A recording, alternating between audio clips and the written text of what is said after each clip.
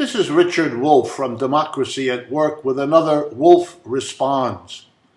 I want to talk about China and the United States, both in the historical context of what the Trump administration tried to do across the first 4 years, but also in terms of the impact of COVID-19, economic depression and global capitalism.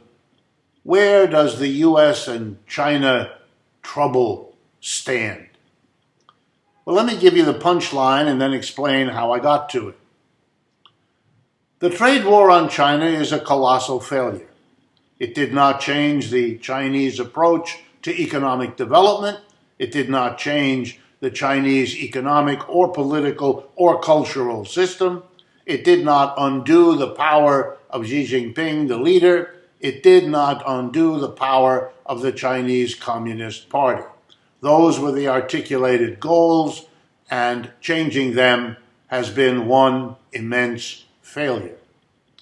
That might not be so surprising, since if you understood the basic reality of China, which is that the Chinese Communist Party, the powerful state, the apparatus of that state in shaping both the public and the private economy, have been so successful in producing in China an economic growth rate that is the envy of the entire world. If you knew that, you would have guessed that they would be very loath to change it, especially under the pressure of a society that wishes them no success at all. But let's be clear. Over the last 25 years, the Chinese economy has grown roughly 6 to 8% per year, if not faster. And over that same time, the United States economy has grown 2.5%, more or less. Nowhere close. China is growing much faster, which is why in the last 25 years, the Chinese economy has come from behind and become the second most powerful, and it will soon surpass in many measures the U.S. economy as well. So it is a success story in China and a failure here to stop it, to block it, to end it. None of that has happened. And all the rhetoric in the world cannot make a difference. The testimony to the importance of this comes right now. China has been very, very strong in locking down Wuhan, where the virus began, and anywhere else in China that the virus emerged. They have not had a serious outbreak of the virus in 2 months, during a time when it has crescendoed in Europe and North America and elsewhere in the world. In the United States, there was much talk about a trade-off. If you wanted to help the economy, which had crashed starting back in February, well, you couldn't fight the virus. If you wanted to really fight the virus, you had to pay the price of economic difficulty. Trade-off. The Chinese did not think that way.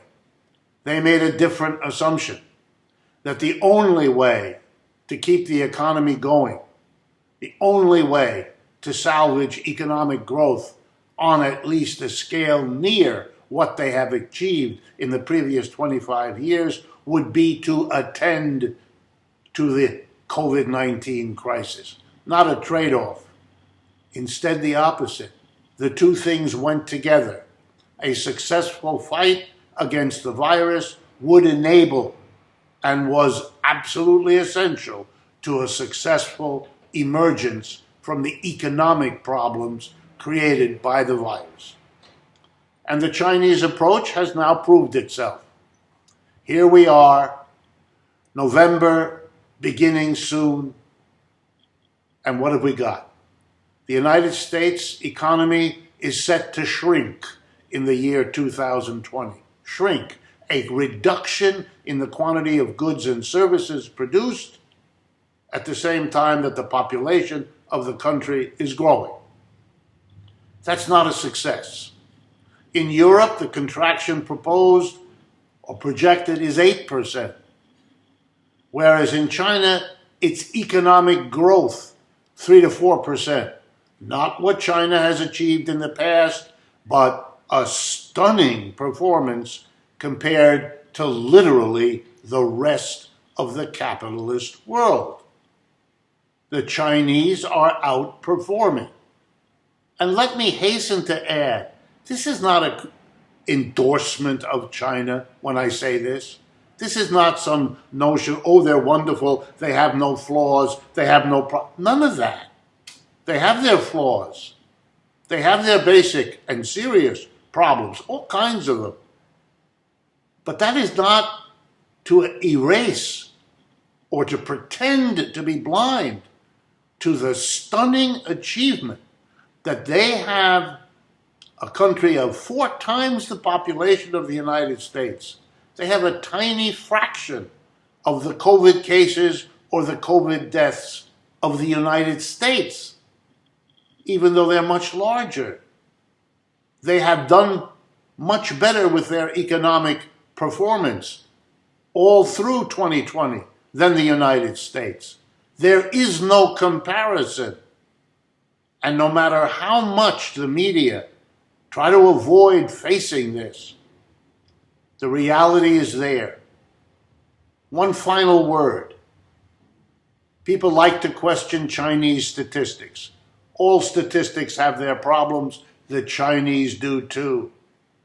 But people have long ago learned that the way you check is you look at many different measures, not just the government's announcement of GDP, but the statistics for trade, which are not only Chinese statistics, but are the statistics of all the countries that the Chinese trade with.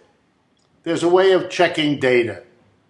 And the checking of the data which has been done confirms China has outperformed the United States in economic growth, in recovery from the crash of 2020, and in managing its public health. The evidence of comparing their system's performance with that of the United States is stunning and powerful, and no amount of pretense will make that go away. This is Richard Wolff for Democracy at Work.